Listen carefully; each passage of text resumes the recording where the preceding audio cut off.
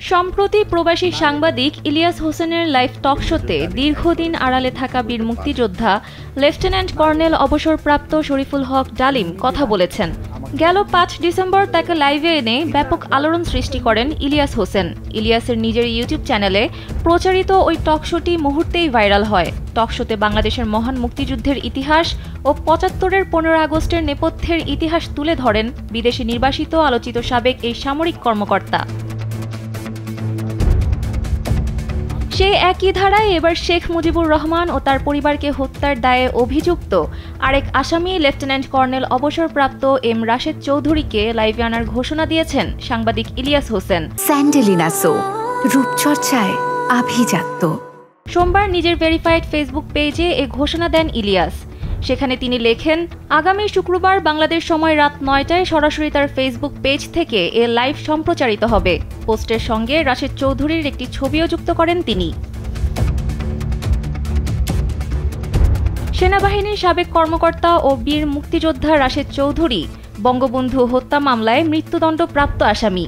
বর্তমানে তিনি যুক্তরাষ্ট্রের লস অ্যাঞ্জেলেসে অবস্থান করছেন বলে জানা গেছে।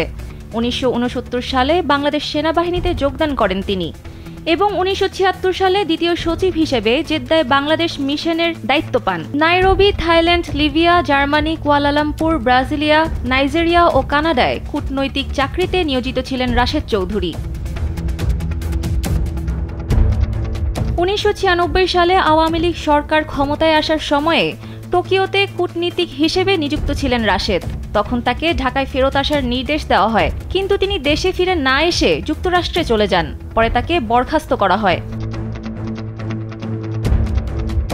২০১০ সালে শেখ মুজিবুর রহমানকে হত্যাকাণ্ডের বিচার প্রক্রিয়া শেষ হয় এবং সেখানে রাশেদ চৌধুরীকে মৃত্যুদণ্ডের রায় দেওয়া হয়।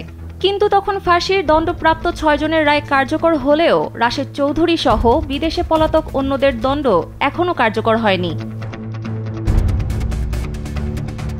বর্তমানে রাশেদ চৌধুরী যুক্তরাষ্ট্রের Los Angeles, Chicago, Seattle, Atlanta ও ক্যালিফোর্নিয়ার বিভিন্ন শহরে বসবাস করে আসছেন। তাকে মাঝে মধ্যেই জনসমক্ষে দেখা যায়। তাকে ফেরত আনতে বাংলাদেশের তৎকালীন আওয়ামী লীগ সরকার আনুষ্ঠানিকভাবে মার্কিন যুক্তরাষ্ট্র সরকারের সঙ্গে বারবার যোগাযোগ করেন।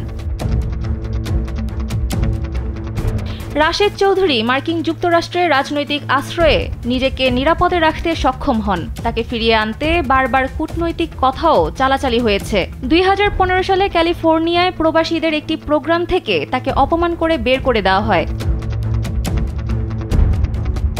সানজিদা ইসলাম, কালবেলা।